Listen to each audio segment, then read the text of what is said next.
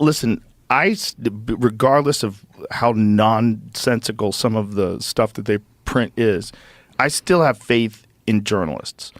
I think we're going through a very weird trend right now where they're not behaving like journalists, they're behaving like propagandists. And I think that the business is imploding because of that.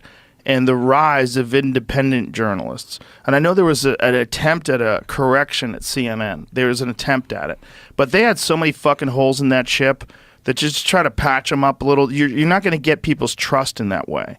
And I don't think it was effective, so it wasn't effective in terms of the amount of people that were watching, and there's no dynamic personalities that people appreciate and respect and really, really trust that are on the air. It's simply talking heads that you're familiar with.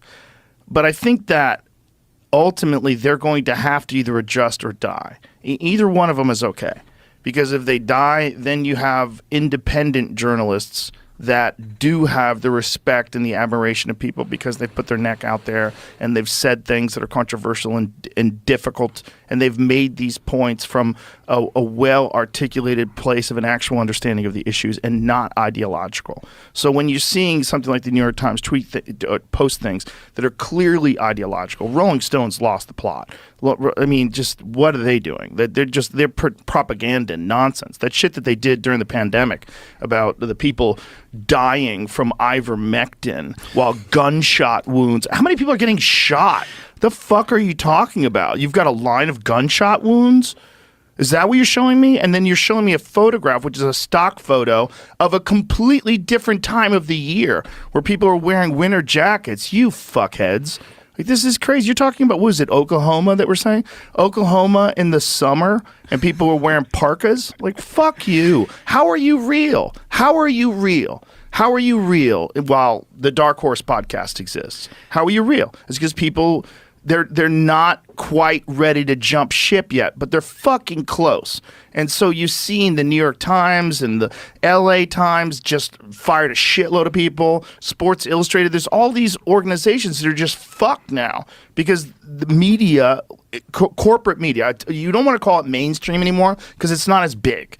It's really not. The real mainstream is online. And corporate media is fucking imploding. But the people that want those jobs, the people that go to school, the people that really grow up respecting and appreciating and admiring actual journalists, the people that uncovered Watergate, the people that report about the pipeline being blown up and who's actually doing it. You know, when you get real, like, kids that are growing up right now that are listening to this, people that are in college right now that recognize the true value of journalism, they're going to get out into the world, and some of them are going to make it, and they're going to show the way. And it's the only way for those businesses to survive. You can't survive as a propagandist while X exists. You cannot, because you're going to be exposed. You might work for the boomers, but guess what? They're going to die. They don't have much time left, especially if they take your fucking medical advice.